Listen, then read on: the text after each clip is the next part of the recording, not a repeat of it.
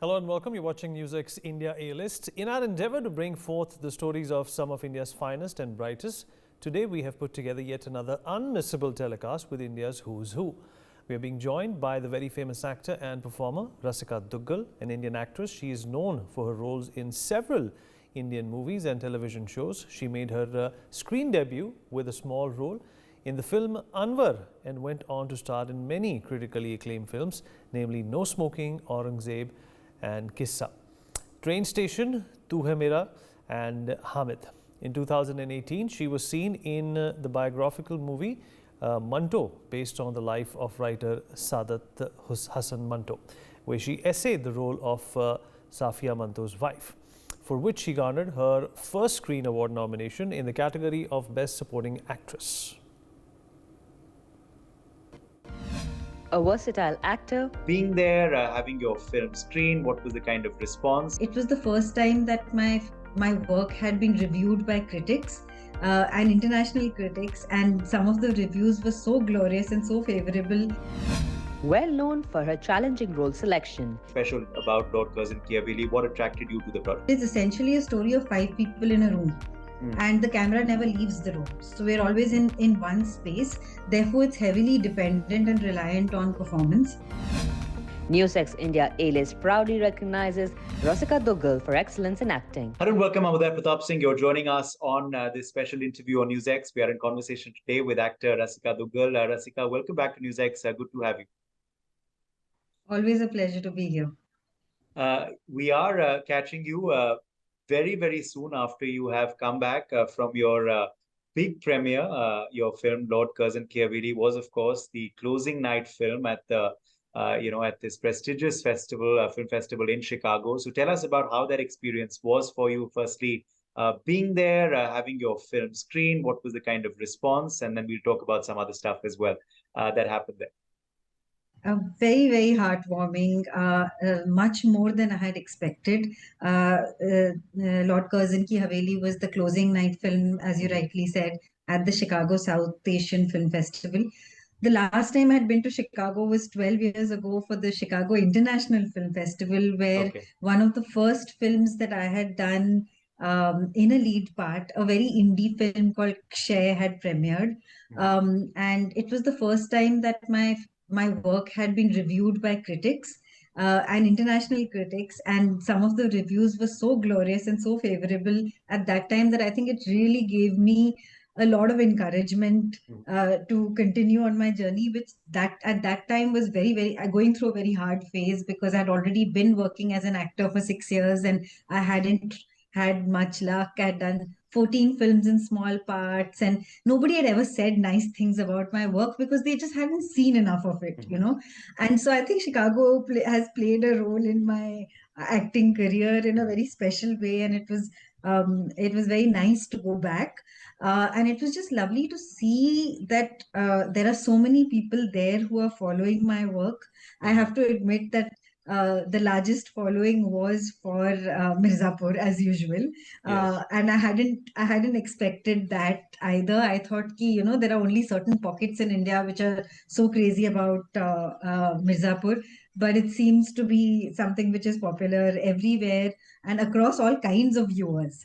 So there was always lots of questions on Mirzapur, of course, and at the same time there was a very involved viewing of Lord Curzon Ki Haveli, which is completely a different kind of story from something like Mirzapur. It's for the sake of ease, I would say it's a black comedy thriller, and there was just such an involved viewing. The Q&A went on for an hour. There were so many questions about the process of making the film, my journey as an actor, how I view performance, and also I think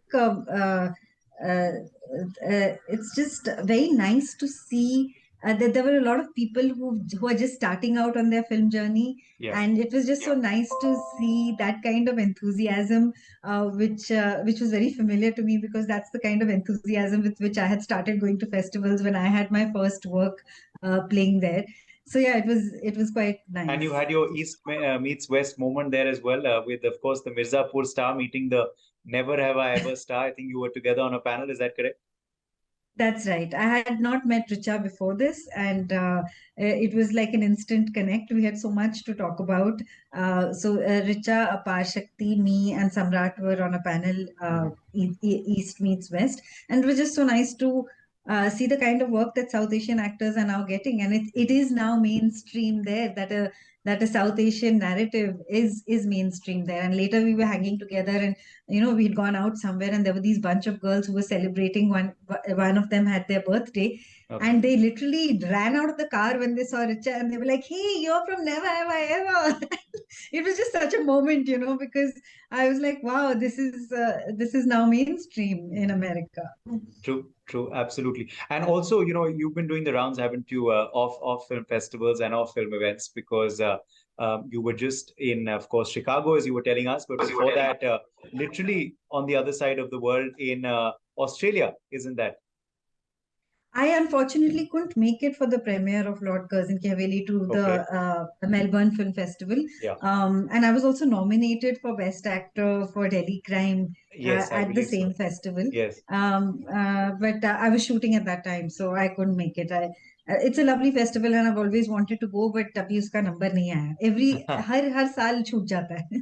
जी आपका नहीं आया मगर आपकी film का आ गया तो tell us about this film bit about Lord Curzon Ki Haveli, what you believe is standing out for it, that is connecting it to audiences across the world, and hopefully soon in India too. What is special about Lord Curzon Ki Haveli? What attracted you to the project?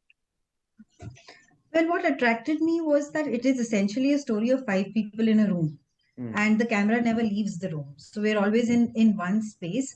Therefore, it's heavily dependent and reliant on performance, which for me was a very interesting challenge, and I'm Yes. always intrigued by that. And also, I had wonderful actors to play off in a setup like this. Arjun Mathur and I have been wanting to work with each other for a while. I've always really admired him as an actor, and I thought it would be interesting to be on a project with actors who know how to improvise, who know how to play off each other. And I think working with him superseded my expectations. It was absolutely a delight.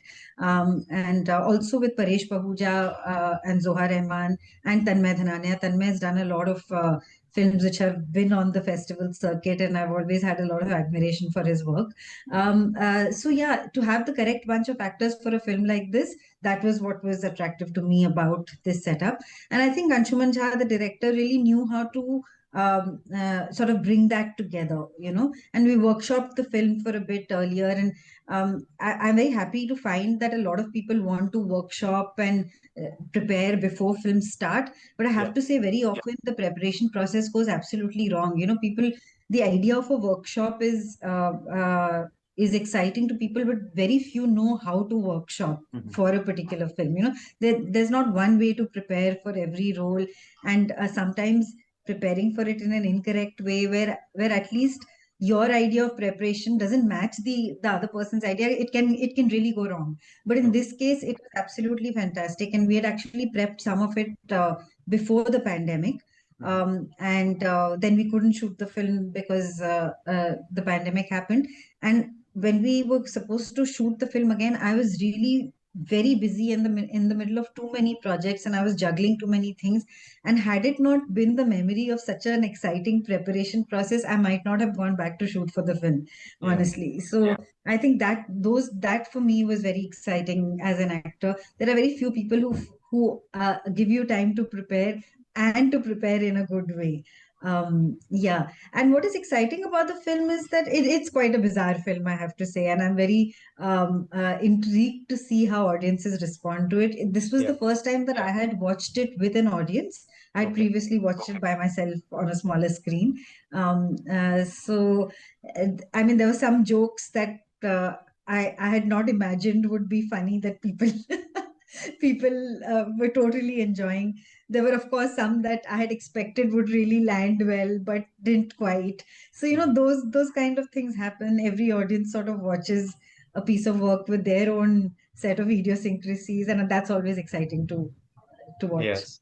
Okay. So that was, an interesting experience for you, I'm sure, which we'll see more of in the days ahead too, as more and more audiences watch that project. But very quickly on what you have seen change as far as Indian films and films response abroad is concerned. It's been many years for you going abroad, as you've been saying, for various film festivals. Have you seen a change vis-a-vis audiences' outlook towards stars like you and also the Indian industry in general?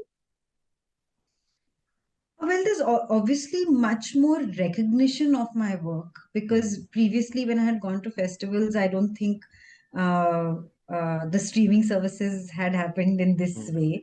Uh, the last time I went to a festival was in 2019 for Sundance with Delhi Crime, and that Yeah. was, I think, the beginning of my mainstreamish work coming out. Yes.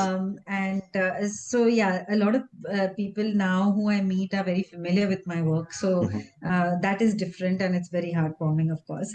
But otherwise, I think the festival space largely has been very sacrosanct. It always appreciates all kinds of filmmaking. And Yes. it's always a space which, there's always a very discerning audience who's very excited about the work. So just to go back to it is very encouraging for me. Okay. Well, final question then, Rasika. What's coming next now? People are very intrigued to know. We, of course, last spoke to you for Adhura, which was really loved and enjoyed by audiences, of course, on OTT. They got quite spooked by it. But what's coming next? I don't know what will release next. There are a bunch of projects that I've done, about 7, 8 actually, which are Okay. all going to release when they do. But I think that the next one might be Mirzapur 3.